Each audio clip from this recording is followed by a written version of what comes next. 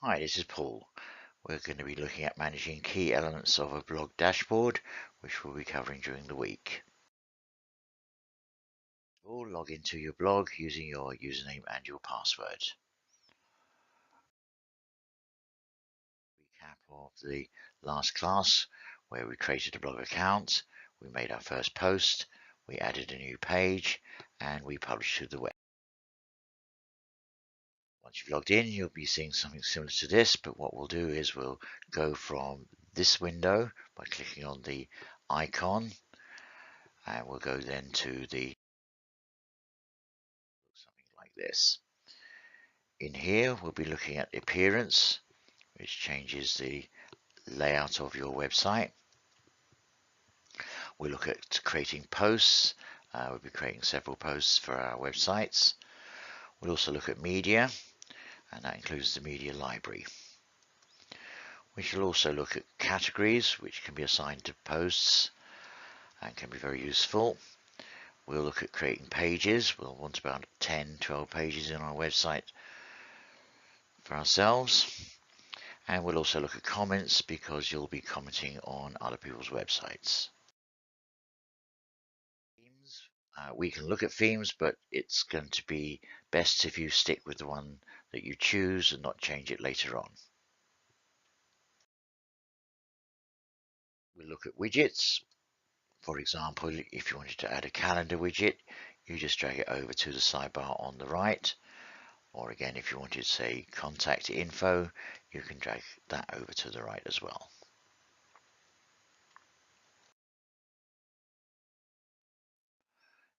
We'll be looking at custom headers. Very important to have an eye-catching header for your website.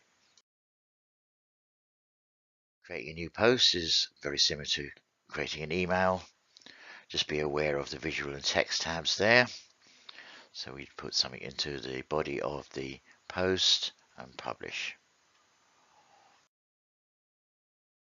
This is a text or HTML view. HTML stands for Hypertext Markup Language. Look at editing media. For example, that's just the WordPress logo, but it could be any image there.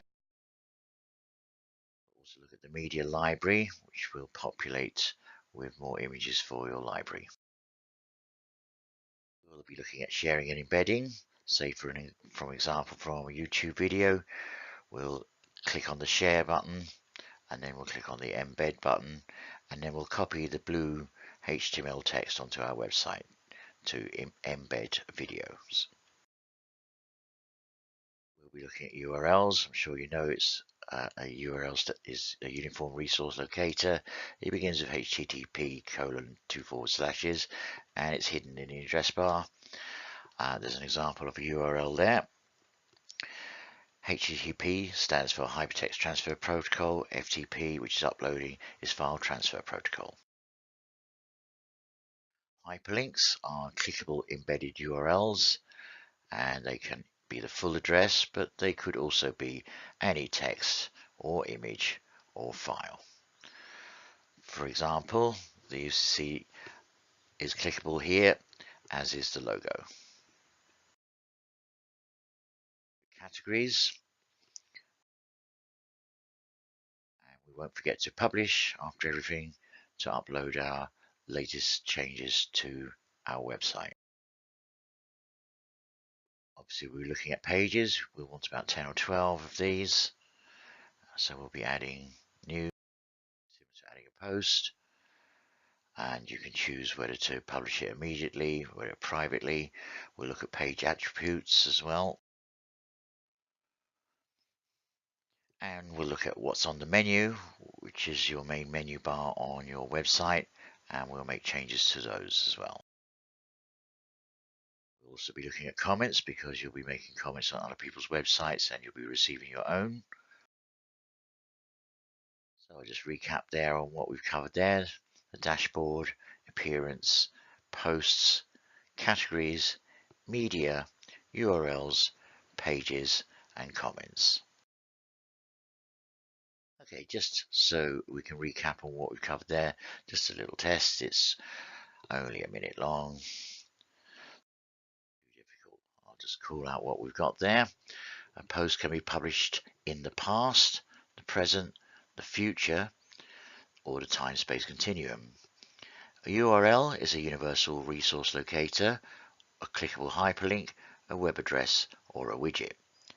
HTML stands for Hieroglyphical Transition Modal Linguistics, Hypertext Maximum Location, Hypertext Markup Language, Higher Test Marking Level. Embed means a lie-in on a Sunday morning, a method of copying and pasting, searching for music videos on YouTube, or including text, sound, and images into an email or a website.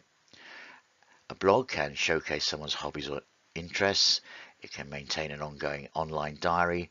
It can promote a company or business, and it can engage students on all types of courses. Okay, the time's up there and it's turning Japanese. I really think so. Let's have a look at the answers here. I'm sure you got them all correct. Some of the questions would have had 2 or more correct answers.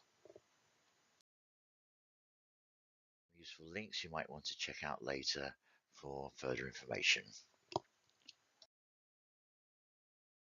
And that concludes this introduction to managing key elements of a blog dashboard, which we'll cover in more detail throughout the week. Thanks very much for watching.